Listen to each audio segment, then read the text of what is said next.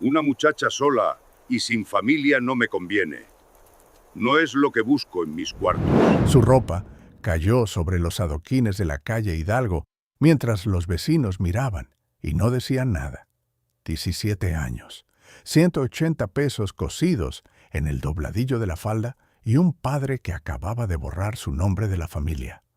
Cruzó el puente de Analco, firmó un terreno que nadie quería y empezó a cavar con las manos. Todos se rieron. Entonces llegó enero y los mismos que grabaron La Cueva de la Loca. En su entrada estaban golpeando su puerta torcida para sobrevivir. ¿Qué pasa cuando la chica que todos enterraron es la única que los mantuvo con vida?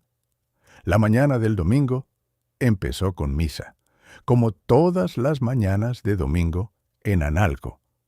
Inés había vuelto de la iglesia del santuario con su madre y con Tomás cuando su padre la llamó al taller.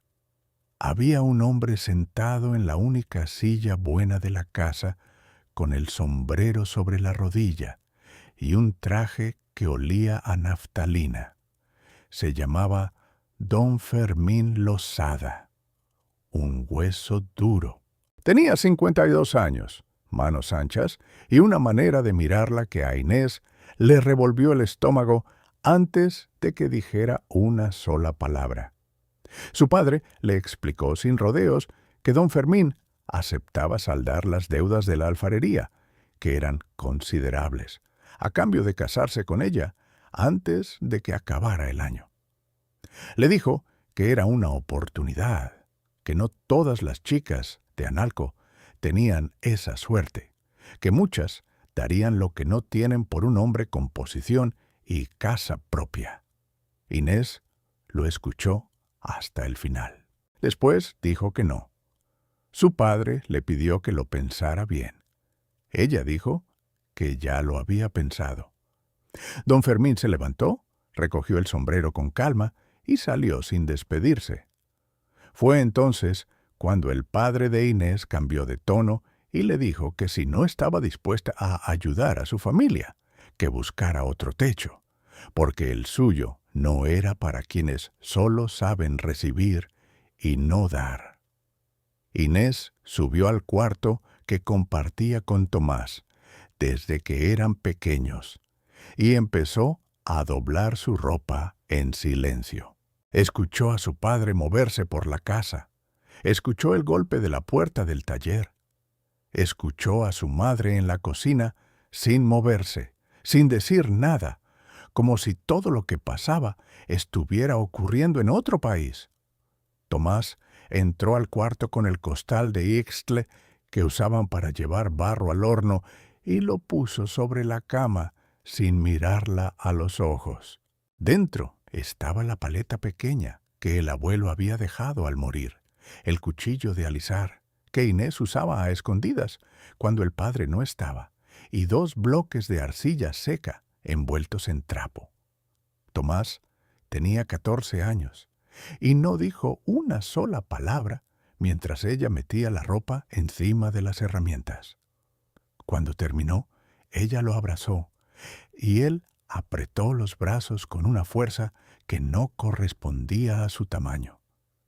Ella le dijo al oído que iba a estar bien.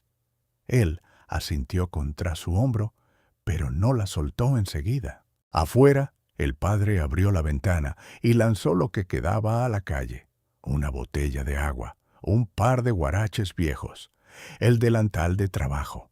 2 vecinas que volvían de comprar pan se pararon a mirar. Una se tapó la boca con la mano, la otra apartó la vista. Inés recogió los guaraches del adoquín sin apresurarse. Guardó la botella en el costal, dobló el delantal y lo metió también. Su padre seguía en la ventana y le dijo cosas que ella decidió en ese momento no guardar en la memoria, palabras que no merecían el espacio. Cruzó la calle Hidalgo hacia el puente de Analco con el costal al hombro y sin volver la cabeza.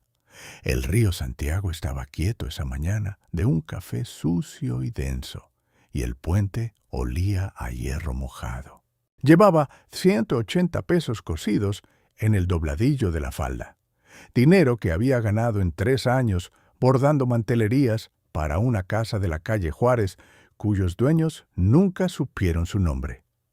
Sabía que con eso podía llegar lejos, aunque aún no sabía exactamente a dónde. Lo que sí sabía era que no iba a quedarse en Analco esperando que alguien le dijera lo que tenía que hacer con su propia vida.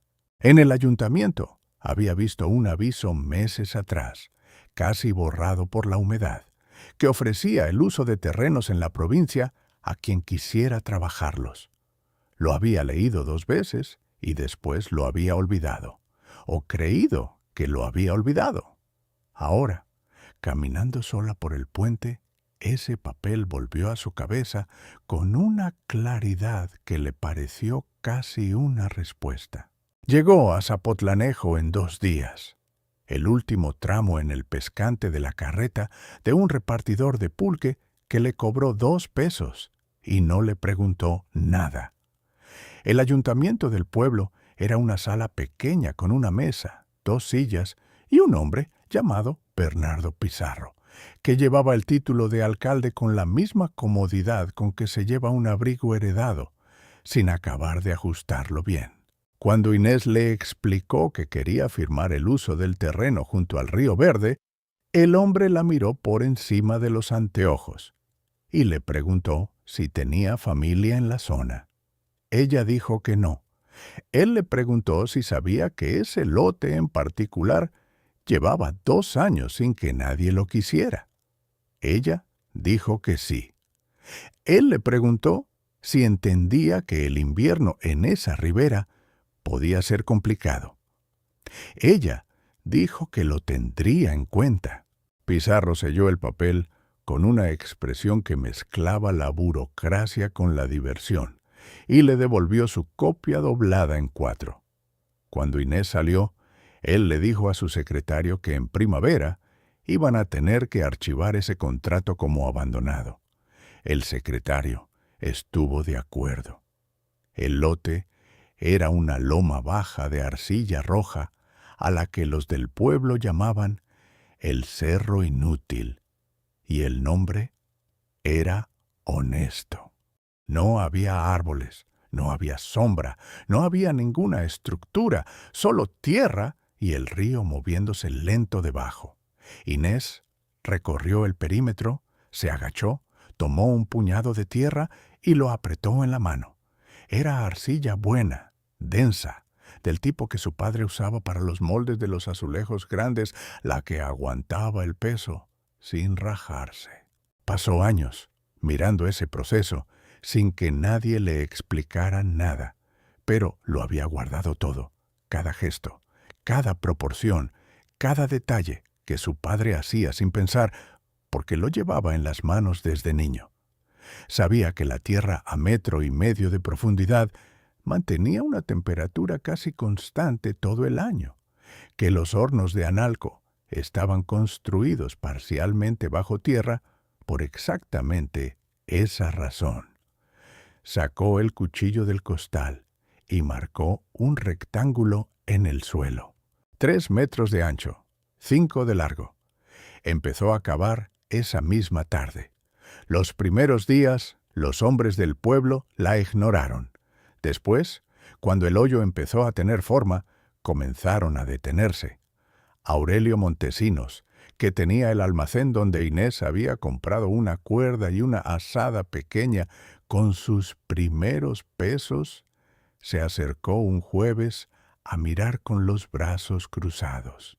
Le dijo que lo que estaba haciendo no era una casa, que una casa se construía con madera y con clavos y con alguien que supiera lo que hacía.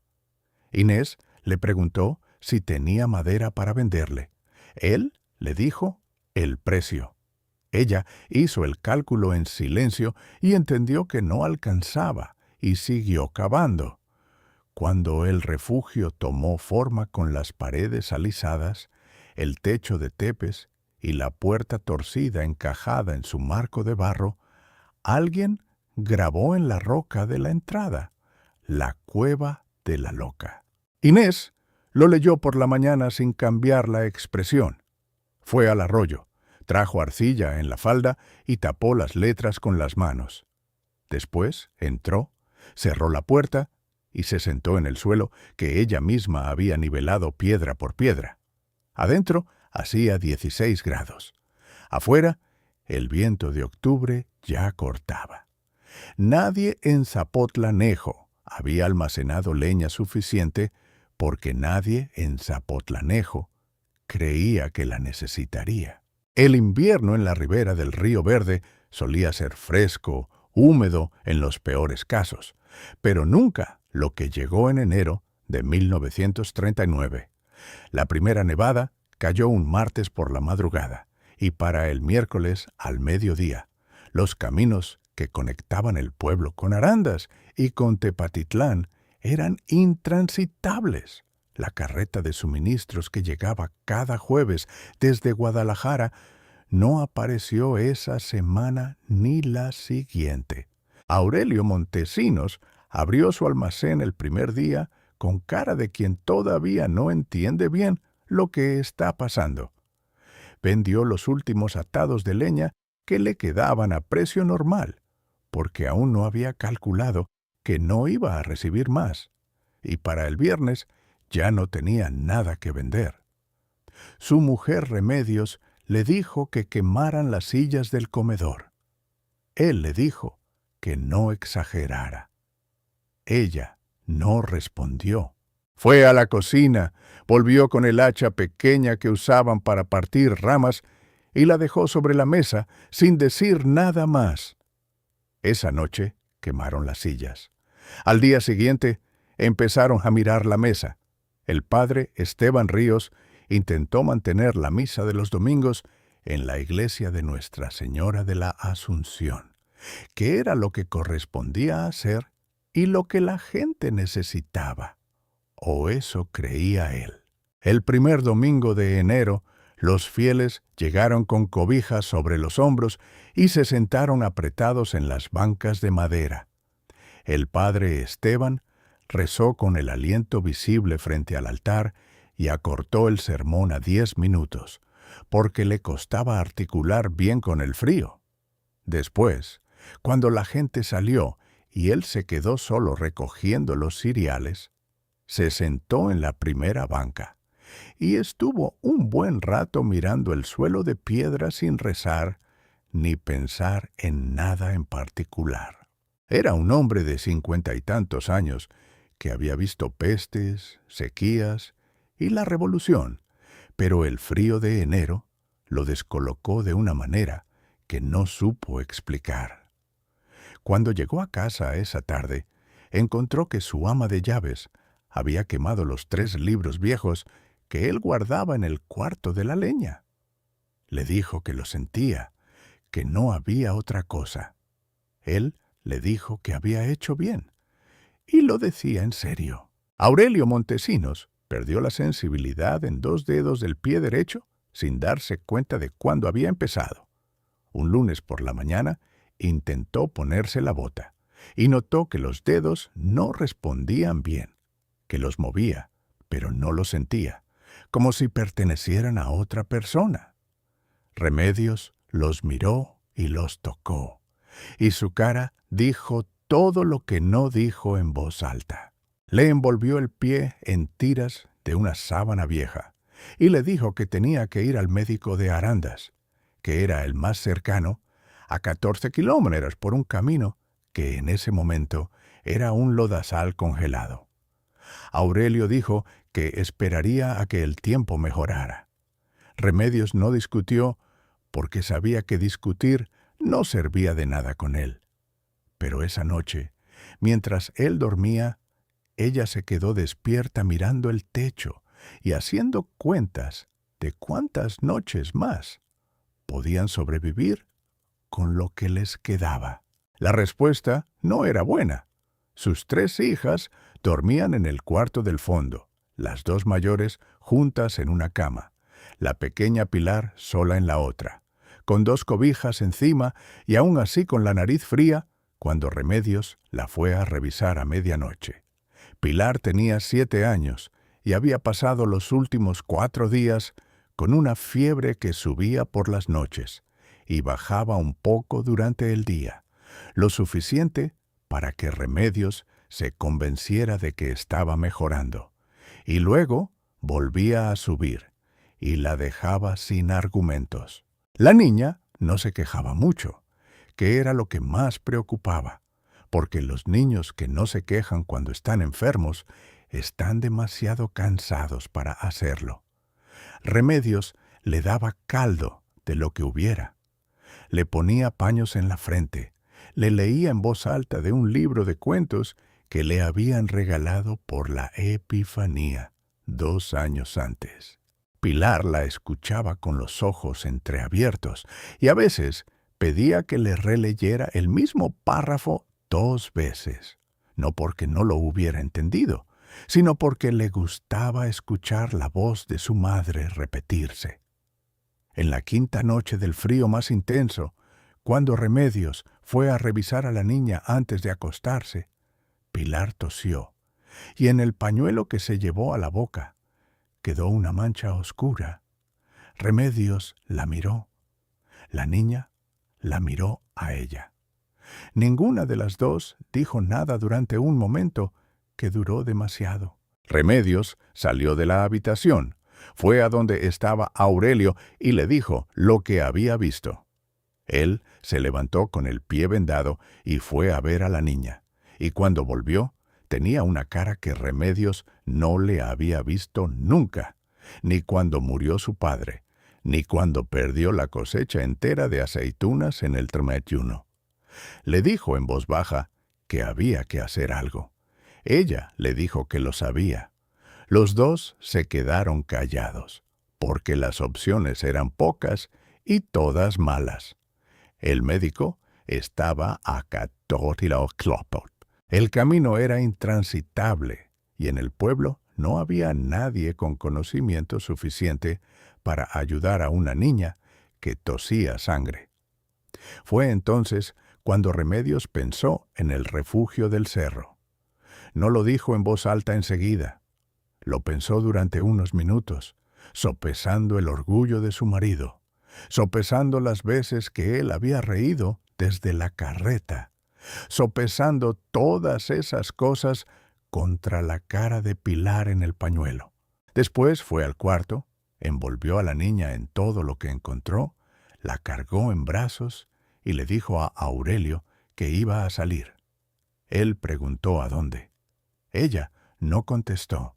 Caminó por la nieve con Pilar apretada contra el pecho, siguiendo el único camino que conocía hacia el cerro.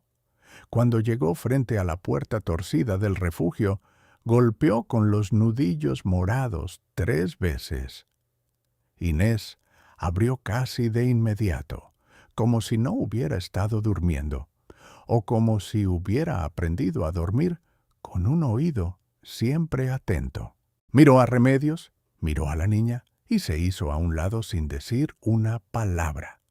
Remedios entró doblando la cabeza bajo el dintel y sintió el calor envolverla de una manera que no esperaba, un calor quieto y parejo que no venía de ninguna llama, sino de las paredes, del suelo, de la tierra misma, cerrándose alrededor de ellas como 2 manos.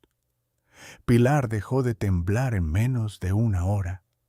En los días siguientes llegaron más familias. La del maestro Gerardo Villalba, la viuda Consuelo Ferrán con su suegra, 2 hermanos del molino. Y para el final de esa semana, 11 personas dormían en la cueva de la Loca, calientes y en silencio, sostenidas por la misma tierra que todos habían despreciado. El deshielo llegó despacio y el pueblo tardó unos días en entender que lo peor había pasado. Las 11 personas que habían dormido en el refugio de Inés volvieron a sus casas de a poco, con cobijas dobladas bajo el brazo y sin saber del todo cómo despedirse. La viuda Consuelo Ferrán le dejó en la entrada un tarro de miel que había guardado desde el verano. El maestro Gerardo Villalba le estrechó la mano con las 2 suyas y le dijo que si algún día quería aprender a leer mejor, que él estaba en la escuela de la calle Real todos los días, excepto el domingo.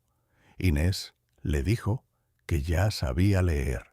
Él se rió un poco avergonzado y dijo que lo suponía. Aurelio Montesinos fue el último en irse. Se quedó parado en la entrada con el sombrero en las manos y el pie todavía vendado, mirando el suelo de gravilla que Inés había nivelado piedra por piedra meses antes. Le dijo que quería pagarle algo por lo de Pilar, por las semanas, por todo. Inés le dijo que no era necesario. Él insistió. Dijo que tenía que haber algo que pudiera hacer. Ella lo pensó un momento y le dijo que si algún día quería hacer algo útil, que plantara árboles en el cerro, álamos o sauces, lo que creciera rápido, porque algún día alguien más iba a necesitar madera, y era mejor tenerla cerca.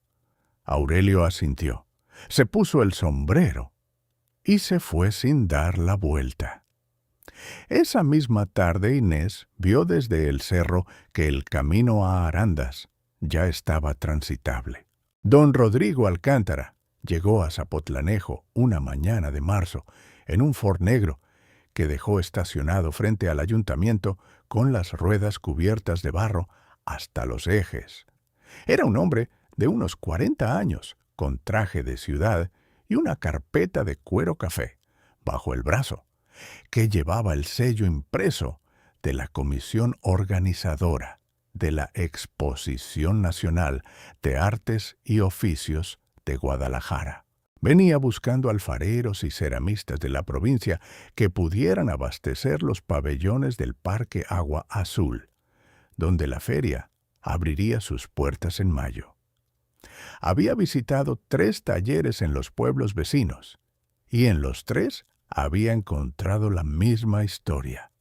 Hornos apagados por el invierno, dueños con contratos viejos que no habían podido cumplir y excusas razonables pero inútiles. En el ayuntamiento, el alcalde Bernardo Pizarro le dio los nombres de 2 alfareros del pueblo y después, casi como quien menciona algo sin importancia, le dijo que había una muchacha en el cerro del Río Verde que trabajaba barro. Don Rodrigo le preguntó si era buena. Pizarro hizo una pausa antes de responder y dijo que eso dependía de lo que uno entendiera por bueno. Don Rodrigo recogió la carpeta, le dio las gracias y preguntó cómo se llegaba al cerro. Inés estaba con las manos dentro de un cuenco de arcilla cuando escuchó el Ford detenerse en el camino de tierra. Había construido el horno improvisado con ladrillos rescatados de una pared caída que el invierno había terminado de derrumbar, y llevaba 3 semanas produciendo piezas pequeñas para probar las temperaturas y los tiempos. Don Rodrigo se bajó del coche, miró el refugio, miró el horno, miró las piezas alineadas en el suelo para secarse y no dijo nada durante un momento. Después se presentó, explicó lo que buscaba y le pidió que le mostrara lo que sabía hacer. Inés le mostró, le explicó la mezcla de arcilla roja del cerro con arena del Río Verde para evitar que las piezas se rajaran en la cocción. Le enseñó el método de alisado que había aprendido mirando a su padre sin que él lo supiera y le mostró 3 azulejos que ya estaban cosidos con un esmaltado irregular, que solo dan las manos, que aprenden solas, sin moldes, a fuerza de error y corrección. Don Rodrigo los sostuvo uno por uno, los giró, los miró contra la luz. Le preguntó cuántas piezas podía entregar en 6 semanas. Inés hizo el cálculo en voz alta sin apresurarse. Le dijo un número. Él anotó, ofreció el doble de lo que ella había pedido y extendió la mano. Inés la estrechó con la palma todavía manchada de arcilla roja, y él no hizo ningún gesto de incomodidad. Firmaron el contrato esa tarde en la mesa de madera del refugio con don Rodrigo sentado en el único taburete que había y la carpeta abierta sobre las tablas irregulares. Cuando Inés leyó el monto total, lo leyó 2 veces antes de decir algo. Después levantó la vista y le preguntó si estaba seguro de las cifras. Él dijo que sí, que la exposición tenía presupuesto y que lo que le costaba caro era no encontrar a nadie que pudiera cumplir. Le dijo que si entregaba en plazo y con la calidad que había visto, habría un segundo contrato después de la feria. Inés dobló su copia del papel con cuidado y la guardó dentro del libro que su abuelo le había dejado. Un ejemplar viejo de las fábulas de Iriarte con las tapas desgastadas, que era lo único que había traído de Analco, además de las herramientas. Don Rodrigo recogió su carpeta, miró el refugio una vez más antes de salir y le dijo que era una construcción interesante. Inés le dijo que era suficiente. Él asintió como si eso fuera exactamente la respuesta correcta, dobló la cabeza bajo el dintel y salió. El monto del contrato superaba con creces la deuda entera de la alfarería Castaño. Las familias del pueblo se enteraron del contrato antes de que acabara la semana, como se enteran siempre las cosas en los pueblos pequeños, sin que nadie lo cuente del todo, pero sin que nadie lo ignore tampoco. Fue la mujer del maestro Villalba quien tuvo la idea de la placa. Lo propuso en la puerta de la iglesia un domingo después de misa, y nadie dijo que no. Consiguieron una punta de hierro y un martillo, y entre varios hombres, incluido Aurelio Montesinos, con el pie todavía vendado, trabajaron la roca de la entrada durante una tarde entera. Taparon con arcilla fresca lo que quedaba de las letras burlonas de antes, y encima tallaron 3 palabras limpias. Casa de Inés. No era un monumento, ni pretendía serlo. Era simplemente lo que el lugar se había ganado. Inés lo vio cuando volvió del arroyo con una carga de arcilla y se quedó parada frente a la piedra sin decir nada durante un rato. Remedios Montesinos estaba cerca y la observaba sin intervenir. Cuando Inés se dio la vuelta, tenía una expresión que Remedios no supo definir bien. No era alegría exactamente. Era algo más parecido a reconocerse en un espejo después de mucho tiempo sin mirarse. El padre de Inés apareció en abril. Venía a pie desde la parada de la carreta en el pueblo con el traje de los domingos y el sombrero en la mano. Inés lo vio venir desde lejos, porque la loma daba vista larga al camino, y siguió trabajando hasta que él estuvo cerca. Él se detuvo frente a la entrada y vio la placa. La leyó y leyó también lo que ya no estaba debajo, aunque no podía verlo. Carraspeó. Dijo que Tomás lo había convencido de venir, que la situación en la alfarería era difícil, que había cosas que hablar. Inés lo dejó terminar. Después le dijo que podía entrar si quería, pero que la puerta era baja y tendría que agacharse para pasar, que así la había construido.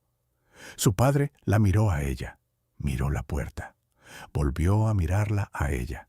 Era un hombre que en 50 años no había doblado la cabeza ante nadie, y los dos lo sabían. Se quedó callado durante un momento que duró más de lo que debería. Después se quitó el sombrero para que le cupiera la cabeza, dobló la espalda y entró.